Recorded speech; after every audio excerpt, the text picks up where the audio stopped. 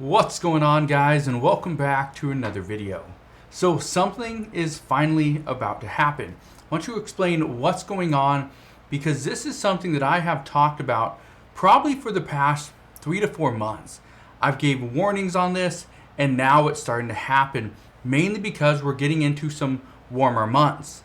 Now, we are in trouble. In the United States, again, it's something that we've been through before. But the United States is heavily reliant on other countries for goods and crops.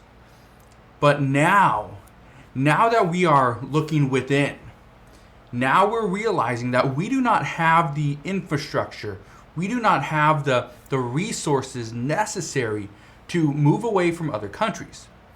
We know goods are taking longer than normal to make it from the manufacturers in China to the stores in the United States. It's something we've experienced for years, and we never change it. We also know, and again, a lot of these issues are due to the fact that China is going through partial lockdowns in certain locations. They're going through closures. And now we're actually getting reports that China is expected to experience excessive heat throughout July and August. And when they're going to experience excessive heat, what we are now hearing is that manufacturing plants are simply going to shut down. And I remember back in 2019, I think it was 2019 was the last, really the last major order that I made through a Chinese manufacturer. And for those of you that don't know, I have many different online businesses. One of them is an e-commerce business. And I would ship products from China to the United States. And these would be products that I'd make myself, or they'd be custom made products. I'd sell them on Amazon.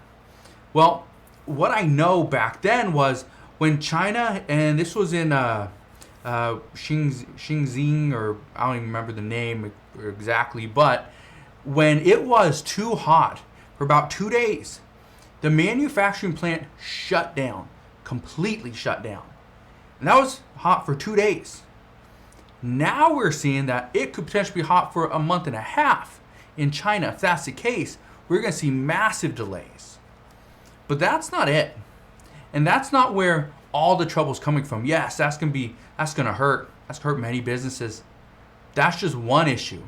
But here's the next thing that's coming. Is we're also getting shipping delays and transportation delays here in the US. Well, that goes not just for goods and products, but for crops as well. Because as far as food goes, the United States, we rely heavily on other countries. We rely on Mexico and Canada and obviously Europe, right? We do rely on China. We rely on Brazil and South America. And we have kind of grown accustomed to, let's go to other countries and let's get stuff from them. Because in the United States, we're struggling to produce crops because of something called a drought. For instance, let's just look at California, for example. California is experiencing such a massive drought that farmers are simply looking at empty farmland. They do not know what direction to turn. Because according to a study out of the University of California, it shows that 800,000 acres of almond, rice, grapes, and other crops are simply left unworked due to the fact that we have a water shortage. That's it.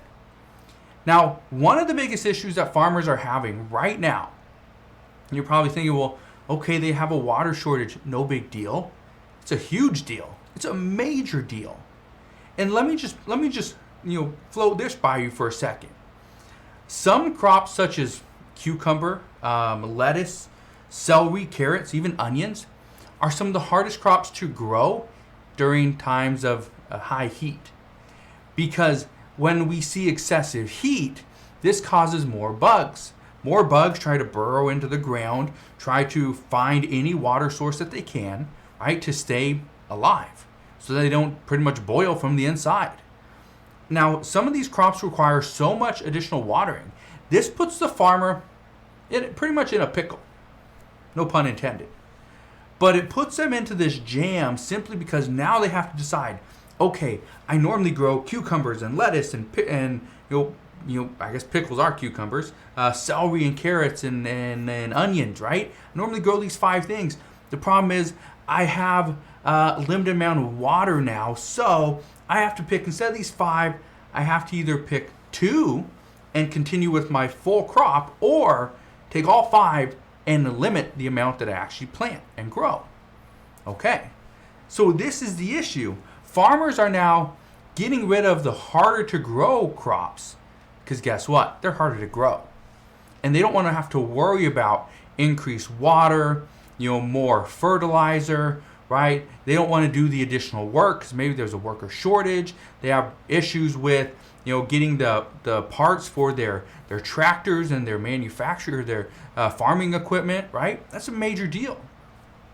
Now, this is not just tough on farmers, but it makes it harder on the grocery stores as well, and the consumers like you and I. And this is why many people have been saying for almost the past 6 months, really the past 7 months since the end of December, that things are going to get very difficult.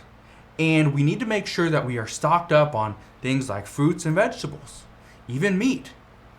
And I read a report just the other day that was talking about, I think it was meat and pretty much affecting livestock. But I believe this might have been in Russia or Ukraine. It's probably Russia, but where certain bugs were eating the hay. And this was causing a big issue.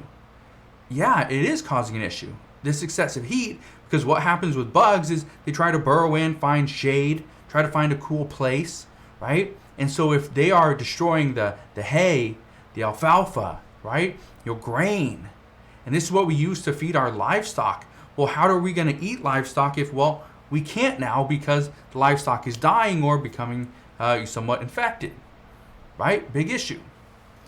So, here's what experts have been telling us for some time now. They are saying that we need to stock up. And I've been telling you guys this for the past probably 3 to 4 months, is to stock up.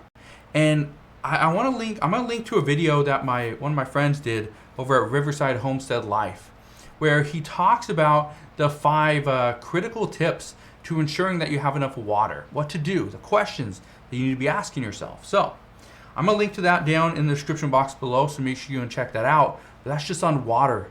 Water is a critical piece to surviving. We need water, we need food. Make sure you have both. Now, I've done videos on water, talked about that before, but what I really want to tell you right now is that this is an emergency. Because if you are one of those people that you have to have your vegetables every single day, every single night for dinner, whatever, and you are worried that you're going to have to overpay when you go to the grocery store in a few weeks or in a month, the chances are you will. But, and I've told you this before, you should have been growing your own garden. That would have been a huge benefit right now, huge help. But if you can't do that, you don't have time, don't worry. What you need to do now is make sure you stock up on certain things, on foods, on vegetables, fruits that will not go bad. If you can freeze them for a little bit, I highly recommend you do it.